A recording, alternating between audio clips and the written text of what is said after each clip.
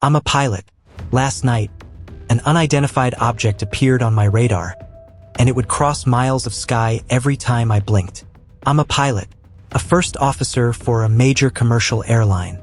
My job is a series of complex, highly regulated routines designed to ensure one simple thing: that a 100-ton metal tube full of people gets from one point on the globe to another without falling out of the sky. It's a job built on checklists, on procedures, on the cold, hard, and verifiable data that feeds into the dozens of screens that make up a modern cockpit. I trust my instruments. My life and the lives of my passengers depend on that trust. Last night, that trust was shattered. And now I'm sitting in a hotel room 1,000 miles from home, thinking about what I have witnessed. It was a routine red-eye flight, a 6-hour haul across the country. The kind of flight that pilots both love and hate.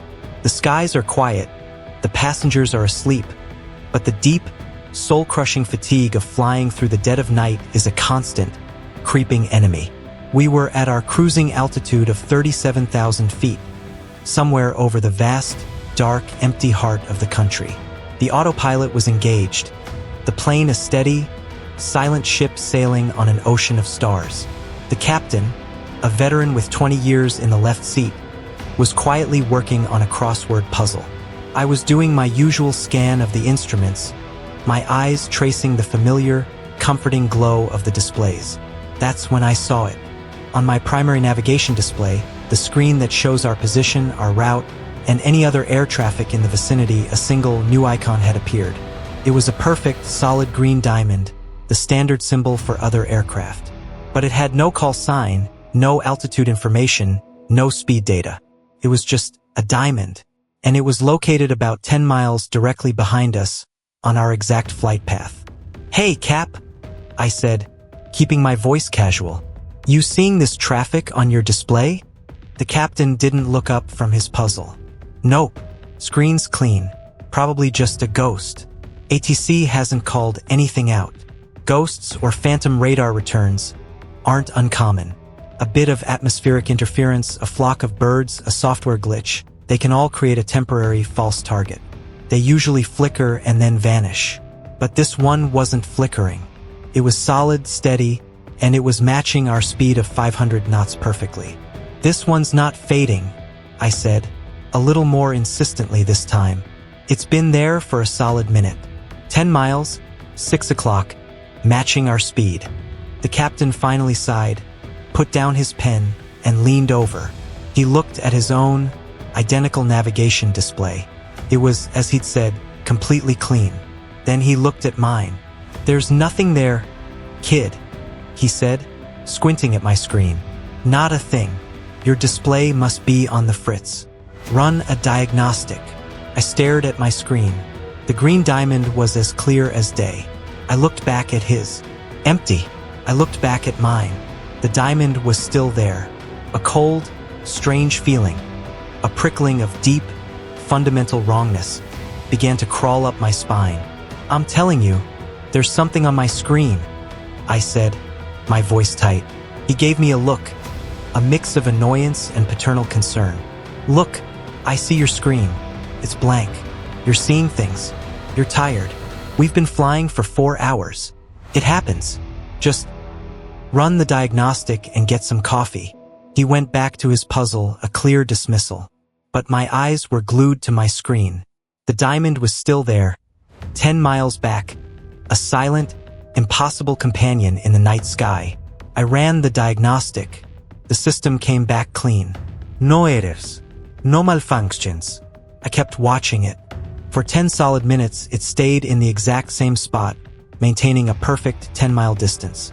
A part of my brain was still trying to find a rational explanation. A unique, localized software bug affecting only my display. That had to be it. I finally broke my gaze. I had to make a routine radio call to the next air traffic control sector. I looked away from my screen for no more than 10 seconds. I keyed the mic, made the call, and then my eyes snapped back to the navigation display. The diamond was now 1 mile away. My breath hitched in my throat. I didn't just gasp. I think I made a small, choked, terrified sound. It had crossed 9 miles of empty space in the 10 seconds I wasn't looking. "Cap?" I whispered, my voice a strangled croak. What now? He sighed, not looking up. It's here, I said, my voice trembling. The thing. It's 1 mile behind us. He finally looked up, his face a mask of pure, unadulterated annoyance. For the last time, there is nothing. He stopped. He leaned over, looked at my screen, then at his own, then back at mine. His eyes went wide. The diamond, now much larger on the display, was there. He could see it now, too. What the hell is that? He breathed, his crossword forgotten. He grabbed the radio, his voice now sharp, professional. Center, this is flight 1138. Do you show any traffic at our 6 o'clock? Approximately 1 mile? We have an unidentified target on our scope. The reply from the controller was calm, but I could hear the faint undertone of confusion. Negative 1138. Our scopes are clear in your vicinity. You're the only thing we see for 50 miles in any direction. The captain and I just stared at each other. The same cold, terrifying realization dawning in both our eyes. This thing, whatever it was visible only to us. And then I understood. With a clarity so sudden and so horrifying it felt like a physical blow, I understood the rule. It only moves when I'm not looking, I whispered. The captain stared at me. What are you talking about? When I saw it before, I explained, my eyes now locked on the green diamond on my screen, not daring to look away. It was 10 miles back. I looked away to make a radio call, and when I looked back, it was here. It only moves when I'm not watching it. It was the most insane, childish playground logic thing I had ever said.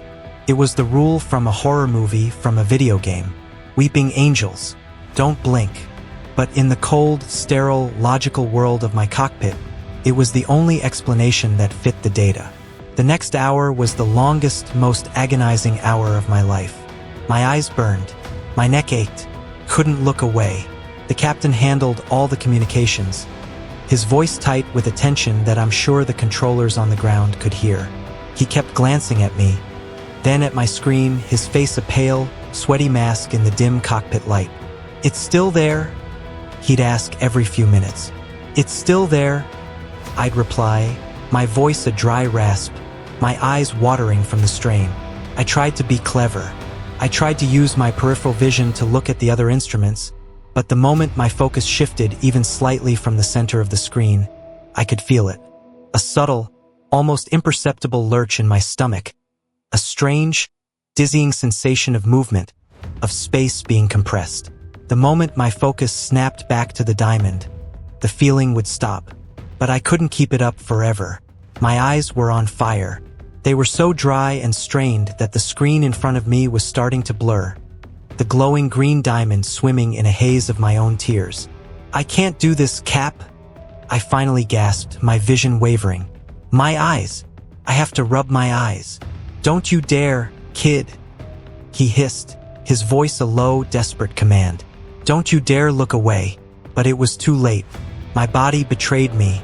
I rubbed them, and it was a long, slow, agonizingly tired rubbing as I am trying to regain my focus, my eyelids feeling like they were made of lead. When I opened my eyes, the screen was clean. The green diamond was gone. A wave of profound, shuddering relief washed over me. It was over. It had vanished. I had won the world's most terrifying staring contest. I let out a choked, hysterical laugh.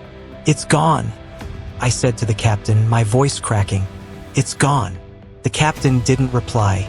He was staring straight ahead, through the cockpit window, his face a mask of pure, abject terror I had never seen on any human being, let alone this grizzled, unflappable veteran. First officer, he whispered, his voice a strangled, terrified thing. What is that above us? I followed his gaze up through the top window of the cockpit, and I saw it. We were flying under an ocean, a living, breathing, impossible ocean where the sky should have been. And floating in that ocean, its colossal, bulbous body blotting out the stars, was a creature of impossible scale. It was a squid the size of a mountain, its skin a shifting, iridescent tapestry of colors I had never seen before. Its tentacles, each one as thick as a skyscraper, drifted lazily in the void, tipped with what looked like hooks of polished obsidian. And at the center of its great, fleshy head was a single, vast, intelligent eye, a golden, reptilian orb the size of a football stadium. And it was looking down at us. We were a tiny, insignificant minnow, swimming under the belly of a leviathan. My mind simply broke. I stared, my mouth agape, unable to process the sheer, cosmic, Lovecraftian horror of what I was seeing. And then, I rubbed my eyes, not believing what I am seeing. Just a normal, reflexive this time. When my eyes opened, it was gone from above us.